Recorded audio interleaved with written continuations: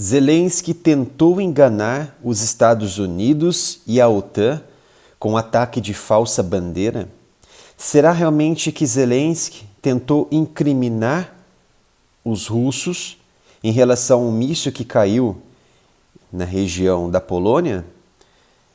Isso e tudo mais vão ser investigados ainda pela OTAN, pelos oficiais, pelas autoridades da OTAN, dos Estados Unidos e também da ONU, porque se trata de uma questão muito delicada.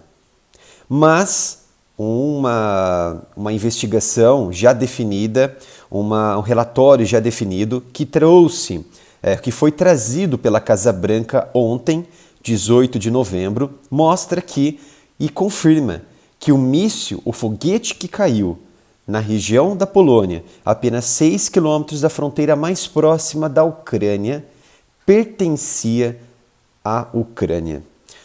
Muitos já haviam especulado, antes mesmo das investigações começarem, que se tratava de um míssil de um foguete russo. Alguns membros da OTAN disseram que essas investigações deveriam ocorrer porque se os russos realmente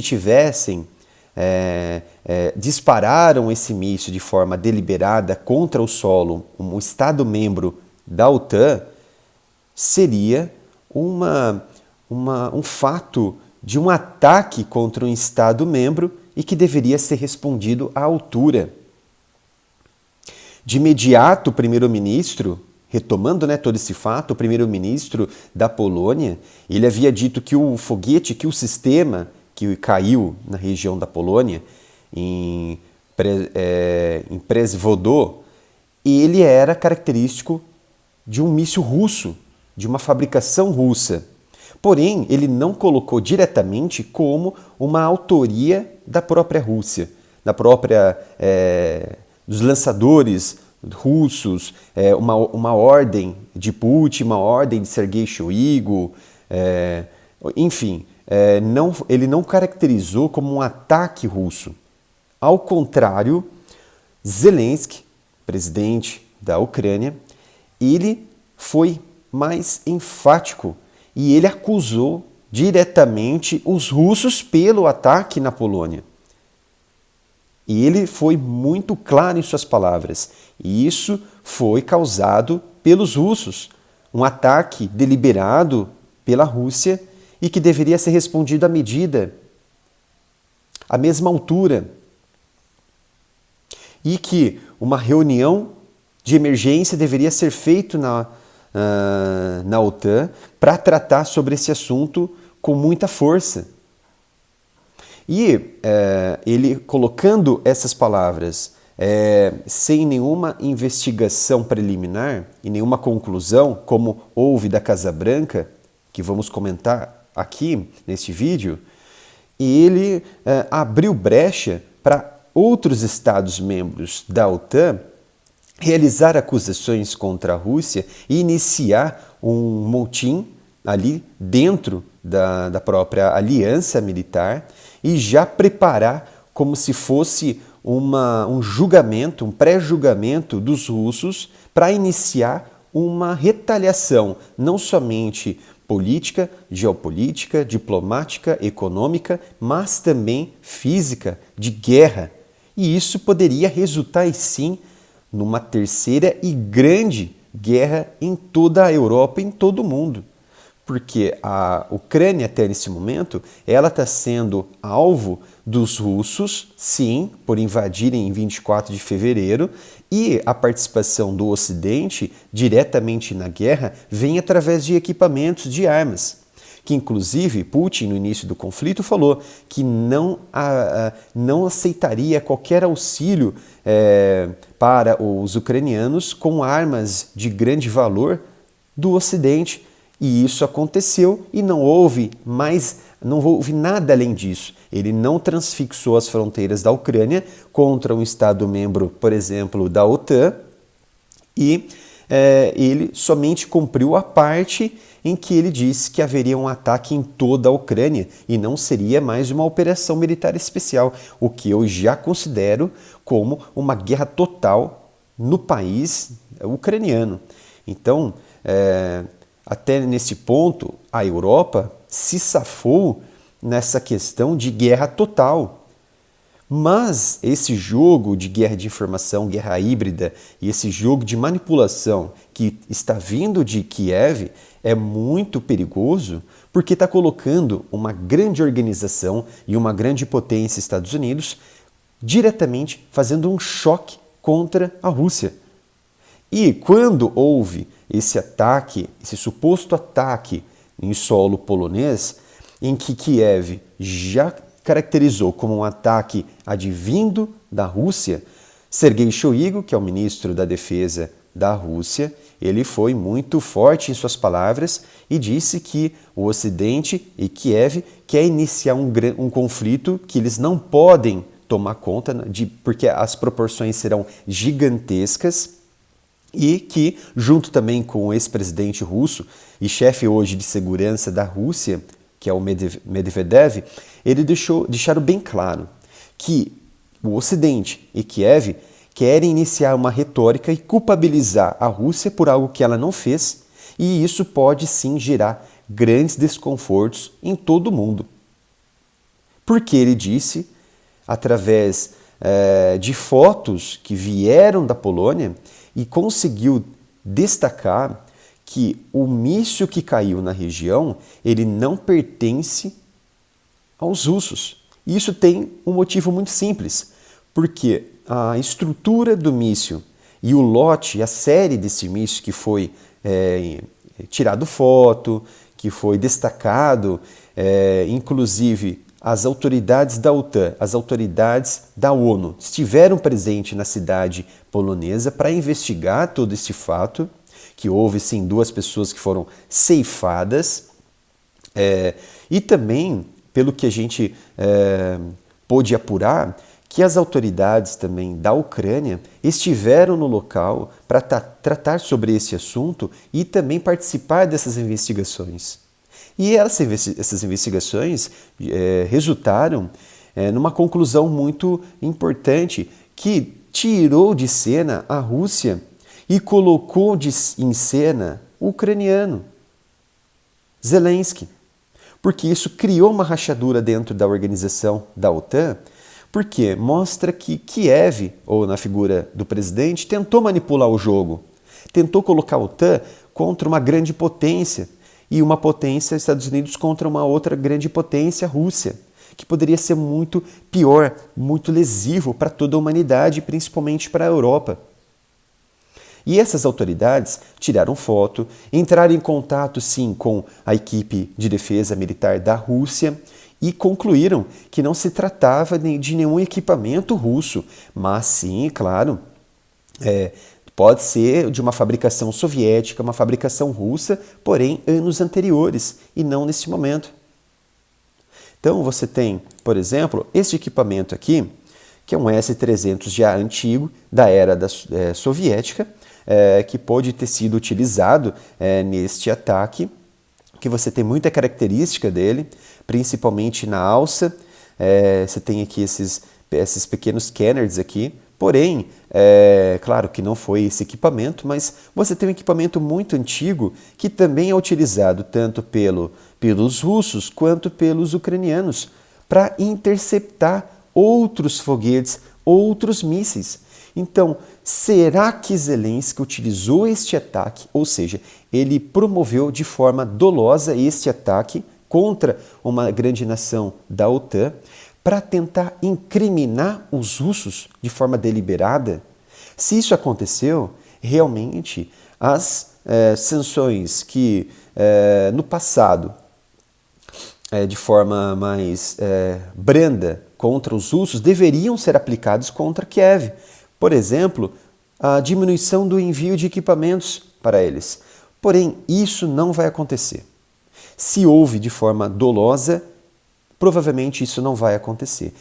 Eu acredito, analisando todo o cenário, que houve uma tentativa de interceptação de algum míssil ali na região russo, míssil de cruzeiro, por realmente estar em grande altitude, e o equipamento ucraniano tentou fazer uma interceptação em uma altitude mais alta, elevada, e infelizmente não conseguiu destruir esse equipamento russo, transfixou a fronteira e caiu na região a 6 quilômetros da fronteira mais próxima da Ucrânia, como vocês estão vendo, que é Przewodo.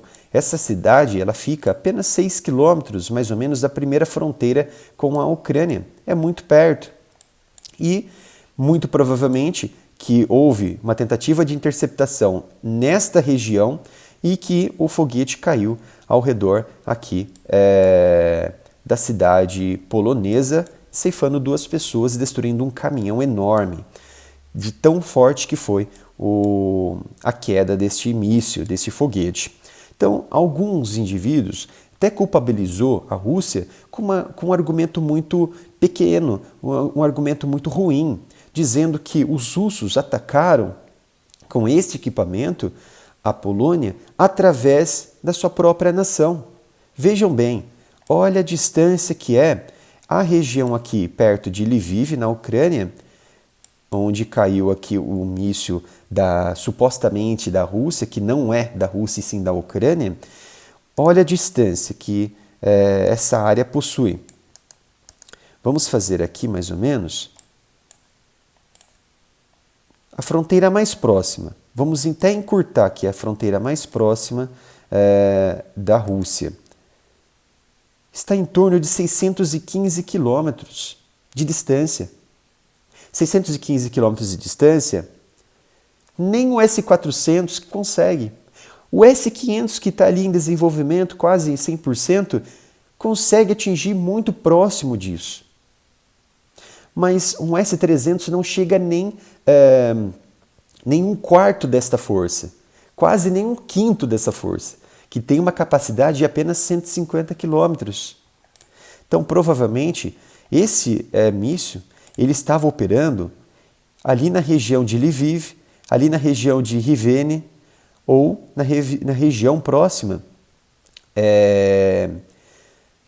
Pode ser que esteja ali na região de Rivne, região de Lviv, pela capacidade que ele possui de percorrer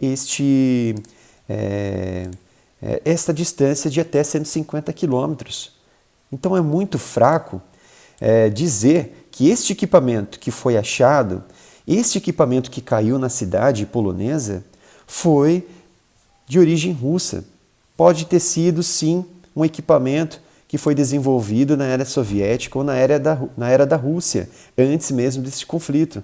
Só que dizer que o ataque foi deliberado pelos russos foi muito complicado da parte de Zelensky, que agora ele criou uma rachadura dentro da OTAN, principalmente com os turcos que já não gostavam muito bem dos ucranianos.